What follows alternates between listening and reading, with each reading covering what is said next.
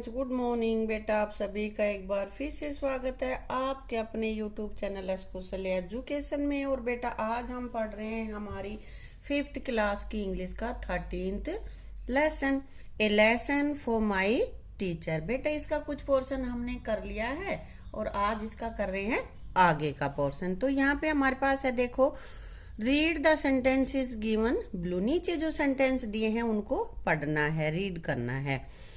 I do not have any money, मेरे पास कोई धन नहीं है। Hemant did not talk to his friend yesterday, कल हेमंत ने अपने फ्रेंड से बातें नहीं की। ये कल की बात है, ये आज की बात है ना। She does not tell a lie, उसने झूठ नहीं बोला। तो ये कैसे सेंटेंस है बेटा, जिनमें कि नोट आया हुआ है, नो, नहीं वाले हैं ये क्वेश्चन, ठीक है। नहीं वाले सेंटेंसेस हैं बेटा ये सारे ही।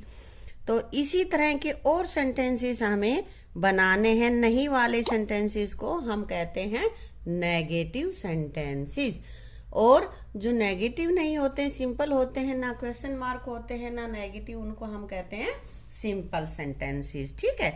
तो अब हमें अपनी तरफ से कोई भी नेगेटिव वर्ड ऐड करके हमें यहाँ पे इनको नेगेटिव सेंटेंसेस बनाना है जो नीचे दे रखे हैं। जैसे I have an apple for lunch, तो यहाँ क्या आ जाएगा, आई do not have an apple for lunch. यहाँ डू नॉट मैंने भरा है यहाँ पे, ठीक है बेटा। ये मैंने पहले लिख लिए थे क्योंकि बाद में फिर ज़्यादा टाइम लग जाता है। She does not have time to clean her room, उसके पास अपने कमरा साफ करने का समय नहीं है। तो यहाँ पे आई के साथ तो डू आया और शी के साथ डज आया। क्यों बेटा, क्योंकि डू तो आता है फर्स्ट पर्सन या फिर प्लूरल हो या सेकंड पर्सन, उन सब को जब हमें नेगेटिव बनाना है तो आएगा डू नॉट, ठीक है। और थर्ड पर्सन, और वो भी सिंगुलर, यानी कि ही, सी, इट, या फिर कोई भी नाम है, या भाई द गर्ल, द बॉय, इस तरह से एक ही जो है सिंगुलर है, एक वचन है, उनका यदि हमारा टेंस प्रेजेंट टेंस है और वो भी इंडेफिनिट है तो उसमें आ जाता है डज नॉट। तो सी के साथ डज आया है। चिल्ड्रन फिर प्लूरल हो गया ना, इसलिए do not want to go to park today, आज पार्क में जाना नहीं चाहते। There is no space in the cupboard, यहाँ पे नो आएगा, यहाँ पे नोट नहीं आएगा। नोट स्पेस नहीं, नो स्पेस मतलब कोई स्पेस, कोई भी जगह वहां पे नहीं है। शी डजंट स्पीक इंग्लिश, वह इंग्लिश नहीं बोल सकती। अच्छा एक रह गया, I can not lift this heavy bag. अब यहाँ पे कैन नॉट आया, यहाँ डज या डू को नहीं आया बेटा, क्योंकि कैन, कोई भी चीज हमारी सामर्थ्य से, हमारी ताकत से रिलेटेड होगा ना तो वहां पे कैन या कुड ही आएगा। प्रेजेंट टेंस है तो कैन आ जाएगा और पास्ट है तो कुड आ जाएगा।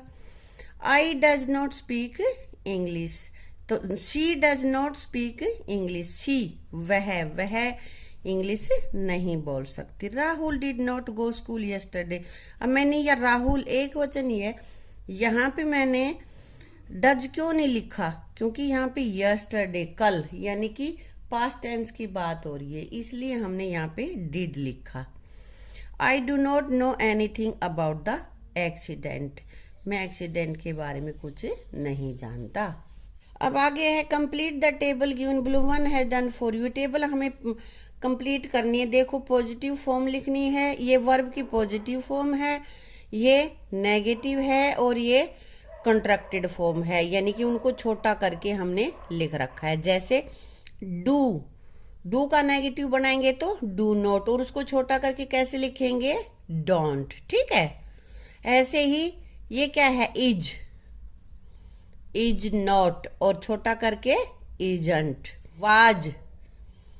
वाज नॉट नेगेटिव तो इसका, और छोटा करके जब इसको लिखेंगे तो ओ, यहाँ पे भाई ये कोमा लगा देते हैं हम अपोस्ट्रोफी और ओ हटा देते हैं तो होगा वाजंट। कैन नॉट, और इसका हो जाएगा ये कैंट। एन तो लिख लेंगे और ओ को हम अपोस्ट्रोफिस में बदल देंगे, अपोस्ट्रोफी लग जाएगा उसमें, ठीक है। Did not, didn't. Would not, wouldn't. और ये इधर हैज नॉट लिखा हुआ है, हैजंट, तो यहाँ क्या आ जाएगा बताओ, हैज। ठीक है बेटा। अब आगे क्या कह रहा है, listening and speaking.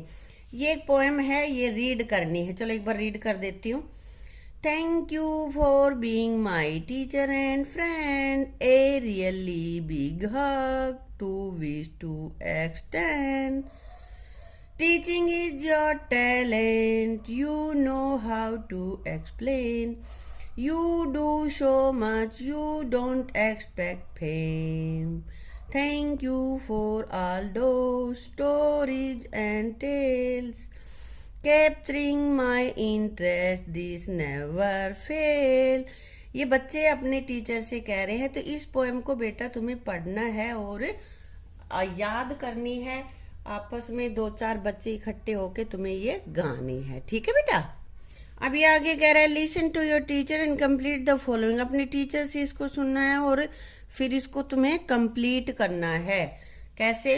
The teacher teaches student most carefully and sincerely and love them as their own. क्या? अपने जैसे। कैसे? जैसे अपने बच्चे हैं, children. We owe them more than our parents, और हम उसको अपने पेरेंट्स से भी ज्यादा सम्मान देते हैं। Bring up and give us food. कौन हमें पैदा करता है, बड़ा करता है और खाना देता है? कौन? Our parents. And drink for our survival, कि हम जिंदा रह सकें इसके लिए खाना पीने का प्रबंध कौन करते हैं? और parents. But teacher enlighten our heart with light and remove all sort of ignorance. अज्ञानता रूपी अंधेरे को हटाता है और ज्ञान की रोशनी जलाता है। कौन? Teacher. That we do at school. School में क्या करते हैं? स्टडी। एंड कॉलेज, स्कूल और कॉलेज दोनों जगह में करते हैं ना स्टडी। तो फाउंडेशन ऑफ कैरेक्टर, और करेक्टर बिल्ड्स बनाती है। फाउंडेशन नींव डालती है। जो पढ़ते हैं उसी से हमारी नींव बनती है। कैसा नागरिक हमें बनना, पढ़ लिख लेगा तो अच्छा नागरिक बनेगा, वो अच्छी पोस्ट मिलेगी, अच्छी नौकरी करेगा, अच्छे से जीवन यापन करेगा, है ना। नहीं पढ़ेगा तो ऐसे ही घूमता रहेगा, है ना बेटा।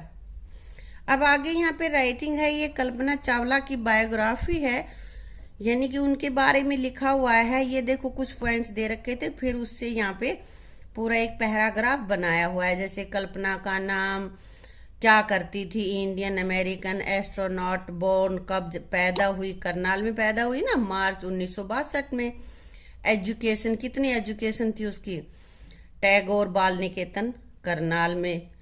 फिर डिग्री कहाँ मिली उसको? पंजाब इंजीनियरिंग कॉलेज चंडीगढ़ में। पीएचडी की उसने यूएसए से, फिर वहीं पे ये एस्ट्रोनॉट बनी। तो इस ये पॉइंट्स लेके इसको यहाँ पैराग्राफ बनाया हुआ है, ये अपनी नोटबुक में तुम लिख लेना। ठीक है बेटा, और उसको लर्न कर लेना। अब जैसे पीछे कल्पना चावला के बारे में इंफॉर्मेशन लेके उनकी बायोग्राफी के नीचे पैराग्राफ बना हुआ था ना, ऐसे ही तुम्हें यहाँ पे डॉक्टर एपीजे अब्दुल कलाम के बारे में कुछ लिख रखे पॉइंट्स, और उनको लेते हुए उनके ऊपर बायोग्राफी लिखनी है। तो यहाँ पे लिख रखा है नेम, उनका क्या नाम है, बोर्न कहाँ है वो पैदा हुए, एजुकेशन कहाँ पे वो कहाँ पढ़े, करियर यानी कि क्या कब उन्होंने सर्विस शुरू की, join DRDO as a scientist, है ना। पॉलिटिकल लाइफ, उसका जीवन, राजनीतिक जीवन, टाइटल, उसको क्या सम्मान मिला था, अवार्ड, ये सारी चीजें यहाँ पे लिख रखी। इनको लेके हमें ये पैराग्राफ लिखना है। तो ये पैराग्राफ पढ़ देती हूँ मैं। APJ Abdul Kalam was born in October 1931 in Rameswaram in Tamil. देखो यहीं पे लिख रखा है अक्टूबर 1931 रामेश्वरम तमिलनाडु, यहीं से लिया है मैंने ये। ठीक है, आगे he passed his high school from स्ट्रेटी हाई स्कूल रामेश्वरम, कि उसने अपना हाई स्कूल रामेश्वरम के स्टेट हाई स्कूल से पास किया। He graduate from Saint Joseph college Tiruchirappalli. यहाँ पे देखो ये लिखा हुआ है, ये तो उसने हाई स्कूल पढ़ा और यहाँ पे उसने सेंट जोसेफ कॉलेज तिरुचिरापल्ली से उसने ग्रेजुएशन की, यानी कि बीए की अपनी डिग्री ली। He joined DRDO as a scientist, ये लिख रखा joined DRDO as a scientist, तो हमने लिख दिया कि उसने साइंटिस्ट के तौर पे अपनी नौकरी डीआरडीओ में ज्वाइन की। लेटर ही ज्वाइंड इसरो इन 1969, ये इसरो में उन्होंने 1969 में इसरो ज्वाइन किया। ठीक है, उसके बाद he is known as the missile man of the India, Bharat का मिसाइल मैन कहा जाता है, उनको कहा जाता है ना। हाँ, ये यहीं से लिया है मैंने, टाइटल मिला हुआ उनको मिसाइल मैन ऑफ इंडिया, अपने पास से कुछ नहीं लिखा। He worked as the president of India from 2002 to 2007, देखो यहाँ पे लिखा हुआ है कि वे 2002 से लेकर 2007 तक भारत के प्रेसिडेंट, राष्ट्रपति भी रहे हैं ना। He was awarded Bharat Ratna इन 1997, कि 1997 में उनको भारत रत्न की उपाधि दी गई। ही डाइड ऑन जुलाई 27, 2015, और ये लिखा हुआ कि वो 27 जुलाई 2015 को स्वर्ग सिधार गए। तो ये सारी हमने बायोग्राफी यहीं से उठाए हैं, कोई अपने पास से नहीं जोड़ा है, और ये एक पैराग्राफ बना के हमने लिख दिया है। ठीक है बेटा। अब बेटा क्या कह रहा है, look at the pictures given below and complete the story based on these pictures. ये नीचे पिक्चर्स दी हुई हैं बेटा, इनसे एक स्टोरी बनानी है तुम्हें, और कुछ वर्ड ये यहाँ से ले सकते हो तुम, ये इसमें दे रखे हैं बॉक्स में, जैसे opposite side, problem, move back, ready, fighting वगैरह। ठीक है, तो कुछ इसमें लिख रखा है, बीच बीच में से लाइनें छोड़ रखी हैं, वो मैंने कंप्लीट कर रखी हैं। देखो, one there was stream flowing through a forest, एक बार एक नदी, बहुत बड़ी नहीं, छोटी जो नदी होती है, नदी जंगल से बह रही थी। There was a narrow wooden log across the stream, और उसके आर पार एक भीड़ा यानी कि संकरा लोग, लकड़ी का लट्ठा पड़ा हुआ था, ये ऐसे। Only one person could cross it at A one time, कि एक बार में उस पर से एक ही आदमी जा सकता था, दो नहीं जा सकते थे। One day goat was going across the log, एक दिन एक गोट उस पर लकड़ी के जो गट्ठा था, लट्ठा था, उसके ऊपर चढ़ के उसको पार करने लगी पुल पे। Another goat came from opposite side, और उस दूसरी साइड से एक और बकरी आ गई। देखो तुम्हारी ये पे, ये एक इधर जा रही है, एक इधर आ रही है ना। इट क्रिएटेड प्रॉब्लम, और इससे बड़ी मुसीबत हो गई। दोनों एक साथ कैसे निकले वहां से। Both reach the middle of the log, और दोनों ही रास्ते में पहुंचते पहुंचते बीच में पहुंच गई। They asked each other to move back, दोनों ने एक दूसरे से कहा होगा ना, भाई तू पीछे जा, मैं आगे जाती हूँ। Both of them wanted to cross the log first, और तुम दोनों में से दोनों ही चाहती थी कि पहले मैं जाऊं, तू वापस जा, फिर वापस आना तू। दोनों अड़ गई उसी बात पे। None of them was ready to move back, उनमें से कोई भी वापस जाने को तैयार नहीं थी। दे स्टार्टेड फाइटिंग, तो उनका देखो यहाँ पे कर रही है ना, झगड़ा शुरू हो गया उनका, फाइटिंग, झगड़ा।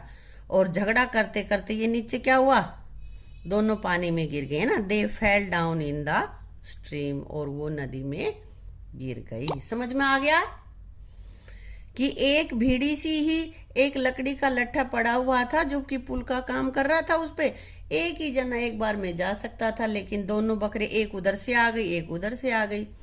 अब दोनों तो पार करें कैसे, एक दूसरे की बात पड़ गई कि वो कह रही है तू पीछे जा, वो कह रही है तू पीछे जा, कोई नहीं गई, तो दोनों की लड़ाई हो गई। ये देखो यहाँ पे लड़ने लग रही है, और लड़ाई होने के बाद दोनों लड़ते लड़ते पानी में गिर गई। ठीक है ना। अब बेटा इसी के साथ ही हमारा लेसन कंप्लीट हो जाता है, और तुम अपनी इसकी तीनों वीडियोस को देखकर अच्छे से इस लेसन को कंप्लीट कर लेना और इसको लर्न कर लेना। ठीक है, थैंक यू।